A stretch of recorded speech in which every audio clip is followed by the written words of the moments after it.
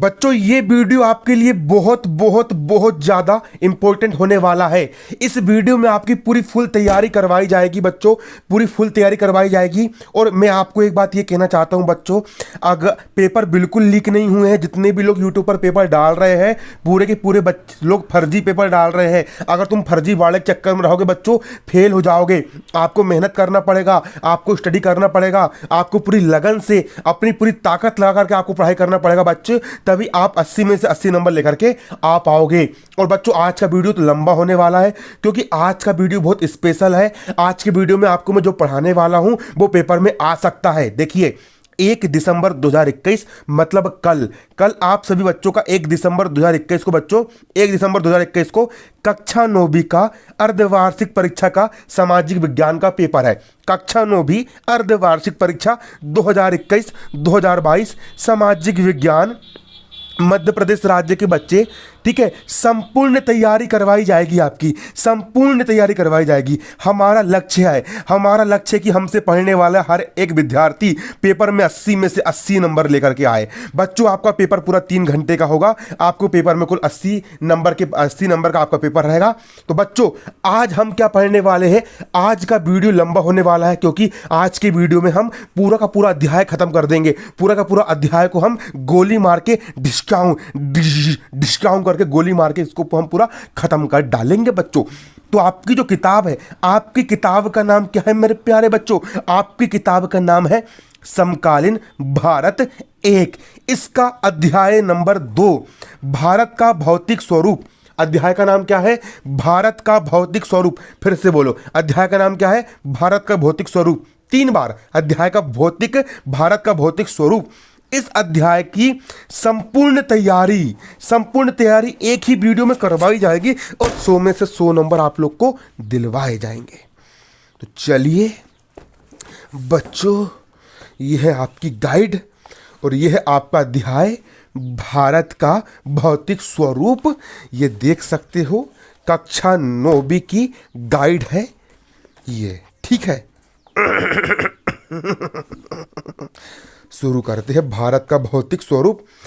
इस वीडियो को देखने के बाद आपको इस अध्याय को याद नहीं करना पड़ेगा। और बच्चों पूरे फोकस के साथ, पूरे कंसंट्रेशन के साथ कान खड़े करके वीडियो देखना शुरू कर दो, ठीक है, क्योंकि इस वीडियो को देखने के बाद आपको इस अध्याय को पढ़ना भी नहीं पड़ेगा। अगर आपने ढंग से सुन ही लिया, अगर आपने समझ बस लिए, तो समझ करके आपके वैसी ही तैयारी हो जाएगी, पूरी की पूरी फुल तैयारी, ठीक है। तो चलिए सबसे पहले हम यहां से शुरू करेंगे। सबसे पहला मोस्ट इंपॉर्टेंट क्वेश्चन पिछले साल के पेपर में आ चुका है, क्योंकि मैंने पढ़ाया हूं पिछले साल के बच्चों को। क्वेश्चन मोस्ट इंपॉर्टेंट, बांगर और खादर में अंतर स्पष्ट कीजिए। बांगर और खादर में क्या अंतर है, स्पष्ट कीजिए। बांगर भूमि और खादर भूमि में अंतर स्पष्ट कीजिए। मोस्ट आईएमपी क्वेश्चन है बच्चों, मोस्ट आईएमपी क्वेश्चन। बांगर भूमि और खादर भूमि में क्या क्या अंतर है, तो देखिए इसका उत्तर यहाँ पर हम समझेंगे। बांगर और खादर में क्या अंतर है आप देख सकते हो, ये देख लीजिए। इसको मैं हल्का सा और बड़ा कर देता हूं। देखिए बच्चों, आप पहला कॉलम बनाओगे बांगर का और दूसरा बनाओगे आप खादर का।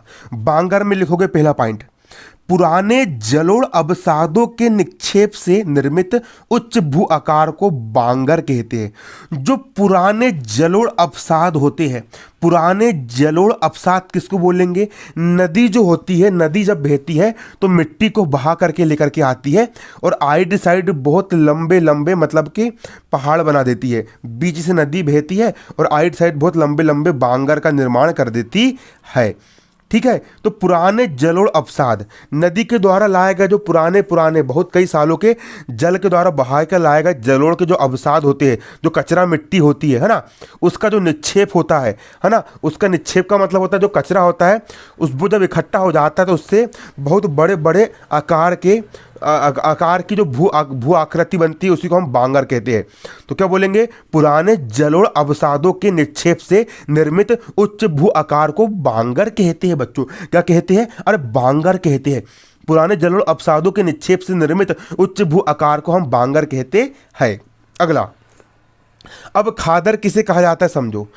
जो नवीन बाण की नवीन जलोढ़ मिट्टी, जो नई नई जलोढ़ मिट्टी होती है ना, से निर्मित निचले भाग को खादर कहते हैं।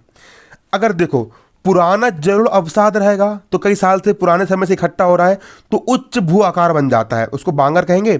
और जो बाण की जो नई नई जो है ना, नई जलोढ़ मिट्टी, जो नई वाली जो जलोढ़ मिट्टी होती है उससे जो निचला स्तर का जो भाग बनता है उसको अपन खादर कहते हैं, ठीक है, बांगर। ऊंचाई के कारण बाण का जल यहाँ तक नहीं पहुँचता। ये बहुत ऊंचे ऊंचे होते हैं और बहुत इनकी हाइट क्या होती है, बहुत ज़्यादा होती है, तो इनकी हाइट ज़्यादा होने के कारण बाण का जो पानी होता है बांगर तक नहीं पहुँच पाता। और खादर में देखेंगे आप, खादर में क्या होता है, ये संपूर्ण भाग का मैदान होता है। जो खादर होता है बच्चों, खादर जो आपका जो खादर होता है, खादर संपूर्ण भाड़ का मैदान होता है, ठीक है। खादर क्या होता है, ये संपूर्ण भाग का बाण मैदान होता है। बांगर के क्षेत्र में चूना युक्त कंकड़ों की बहुलता होती है। बांगर में क्या होता है, चूना के जो कंकड़ होते हैं बहुत अधिक मात्रा में मिलते हैं, जिससे आर्द्रता मतलब नमी कम होती है, अतः यहाँ की जो मिट्टी होती है बांगर की मिट्टी ये बहुत कम उपजाऊ होती है। और खादर में क्या होता है, खादर में उपजाऊ जलोढ़ मिट्टी पाई जाती है। खादर में क्या पाया जाता है, उपजाऊ जलोढ़ मिट्टी काहे में पाई जाती है, उपजाऊ वाली जलोढ़ मिट्टी बच्चों आपकी खादर में पाई जाती है। खादर में क्या पाई जाती है, उपजाऊ जलोढ़ मिट्टी। कहाँ पाई जाती है, आपकी खादर भूमि में आपकी उपजाऊ जलोढ़ मिट्टी आपकी पाई जाती है, ठीक है। अगला, बांगर का विस्तार पंजाब और उत्तर प्रदेश में अधिक पाया जाता है। बांगर का विस्तार कहाँ पाया जाता है, पूरे पंजाब और उत्तर प्रदेश में बांगर ही बांगर फैला है। और खादर का विस्तार पूर्वी उत्तर प्रदेश, बिहार और झारखंड और पश्चिम बंगाल में पाया जाता है। आप इसको तुरंत याद कर लो बच्चों, मोस्ट इंपॉर्टेंट आपका क्वेश्चन है, मोस्ट इंपॉर्टेंट बच्चों आपका यहाँ पर क्वेश्चन है। ज़्यादा नहीं, बस थोड़े बहुत क्वेश्चन में समझाऊंगा इसके इंपॉर्टेंट जो मुझे लग रहा है। अगला बच्चों आप देख सकते हो, अगला क्वेश्चन बच्चों आप याद कर लीजिए, पूर्वी घाट और पश्चिमी घाट में अंतर स्पष्ट कीजिए। तो बच्चों पूर्वी घाट और पश्चिमी घाट में अंतर निम्नलिखित है। देखिए पूर्वी घाट और पश्चिमी घाट, तो दक्षिण के पठार के पूर्वी सिरे पर स्थित पूर्वी घाट कहलाते हैं। पूर्वी घाट किसे कहेंगे बच्चों, उसके लिए बच्चों मुझे थोड़ा एटलस निकालना पड़ेगा। ये एटलस मैंने स्पेशल आप बच्चों लोग के लिए मैं खरीद करके लेकर के आया हूँ, मेरे पास पैसे नहीं थे, दोस्त से उधार मांग करके खरीद करके लेके आया हूँ। देखिए बच्चों, ये आपका भारत है, ये अपना भारत है, ये अपना भारत का नक्शा है। भारत का जो नक्शा होता है बच्चों आपका, इस नक्शे में ये जो दक्षिण वाला हिस्सा होता है, यहाँ पर दो प्रकार के घाट पाए जाते हैं। एक इस तरफ कुछ पहाड़ियाँ होती है और दूसरी इस ओर आपकी कुछ पहाड़ियाँ होती है। इस तरफ पाई जाने वाली पहाड़ी को अपन पूर्वी घाट कहते हैं क्योंकि पूर्व का हिस्सा है, और इस तरफ पाई जाने वाली पहाड़ी को अपन पश्चिमी घाट कहते हैं। तो भारत के दक्षिण और पश्चिम में पाए जाने वाले घाट को अपन पश्चिमी घाट कहेंगे और पूर्व में पाए जाने वाले घाट को अपन पूर्वी घाट कहते हैं। तो ये हो गया बच्चों आपका पूर्वी घाट और पश्चिमी घाट। अब आप यहां पर देख सकते हो, इसके बाद पूर्वी घाट की जो औसत ऊंचाई है, एवरेज जो इसकी हाइट है, पूर्वी घाट की औसत ऊंचाई 600 मीटर है। कितनी है, 600 मीटर है। और पश्चिमी घाट पूर्वी घाट की अपेक्षा ऊंचे है। पश्चिमी घाट की ऊंचाई 900 से 1600 मीटर है, ठीक है। पूर्वी घाट की ऊंचाई कम है 600 मीटर और पश्चिमी घाट की ऊंचाई 900 से 1600 मीटर है। अगला पूर्वी घाट, महानदी, गोदावरी नदी, कृष्णा नदी और कावेरी नदी आदि नदियां कहाँ बहती है, पूर्वी घाट में बहती है।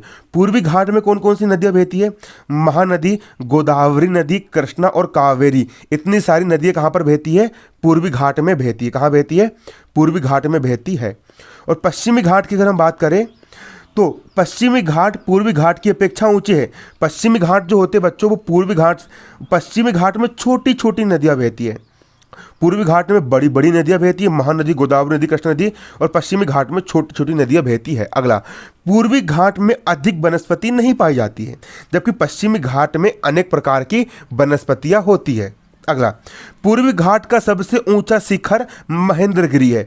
पूर्वी घाट का सबसे ऊंचा शिखर क्या है, महेंद्रगिरी पर्वत है। पूर्वी घाट के दक्षिण पश्चिम में शेवराय और जाबेडी की पहाड़ियां हैं। और पश्चिमी घाट की ऊंचाई उत्तर से दक्षिण की ओर बढ़ती जाती है। इस भाग के शिखर ऊंचे हैं जैसे अनाईमुडी और डोडा बेटा, ठीक है। ये हो गया। इसके बाद अगला क्वेश्चन बच्चों आप तैयार कर लीजिए, मोस्ट इंपोर्टेंट है। भारत के प्रमुख भूभाग कौन से है, भारत में कौन कौन से भूभाग है। देखिए भारत के भूभाग निम्न है। पहला, हिमालय पर्वत श्रृंखला, भारत में सबसे पहले आती है बच्चों आपकी हिमालय पर्वत श्रृंखला। ठीक है, हिमालय पर्वत श्रृंखला कहाँ से लेकर कहाँ तक फैली हुई है? ये यहाँ से लेकर यहाँ तक पूरी आपकी हिमालय पर्वत श्रृंखला बच्चों आपकी फैली हुई है। यहाँ पर आपकी बच्चों हिमालय पर्वत श्रृंखला आपकी पड़ती है, तो सबसे पहले आती है भारत में हिमालय पर्वत श्रृंखला। उसके बाद आता है बच्चों उत्तरी मैदान, ये दिख रहा है आपको जिसमें पूरा उत्तर प्रदेश बसा हुआ है, ये भारत के उत्तरी मैदान का ये पूरा हिस्सा आता है, इसको हम बोलेंगे भारत का उत्तरी मैदान। अगला होता है बच्चों आपका प्रायद्वीपीय पठार, इधर बीच में बच्चों आपके प्रायद्वीपीय पठार आते हैं। अगला होता है बच्चों यहाँ पर आपका भारतीय मरुस्थल, ये राजस्थान तरफ आपका पूरा रेगिस्तान मरुस्थल पड़ता है, इसको हम बोलेंगे भारतीय मरुस्थल।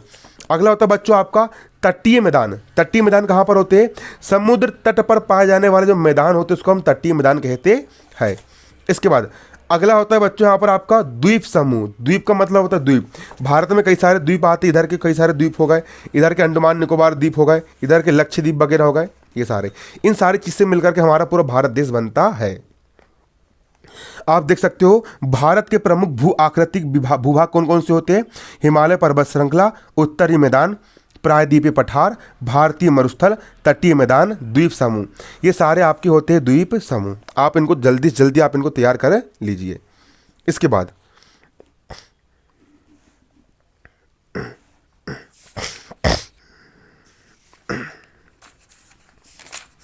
देखिए बच्चों और भी कुछ क्वेश्चंस हैं आपके, इनको आप समझ बस लीजिए, भले आप इनको याद मत करना, समझ बस लीजिए, है ना। समझने से क्या होगा कि पेपर में अगर आपसे आएंगे समझ लीजिए और आप इसकी एक दो बार रीडिंग कर लीजिए, है ना, आपसे ऐसी बन जाएगा।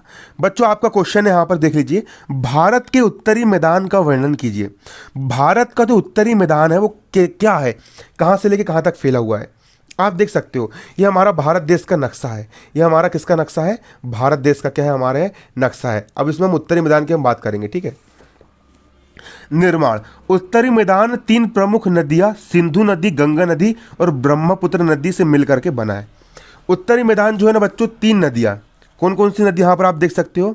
गंगा नदी यहाँ पर दिख रही है, गंगा नदी बह रही है, गंगा नदी, ब्रह्मपुत्र नदी और सिंधु नदी, ये 3 नदियों से मिलकर के इतना बड़ा क्या उत्तरी मैदान का क्या हुआ है? निर्माण हुआ है। ठीक है, लाखों वर्षों में हिमालय के हिम गिरिपाद में स्थित बहुत बड़े बड़े, है ना, बेसिन से जलोढ़ का निक्षेप हुआ जिससे उपजाऊ मैदान का निर्माण हुआ है। यहाँ पर हिमालय पर्वत है, यहाँ पर कौन सा पर्वत है?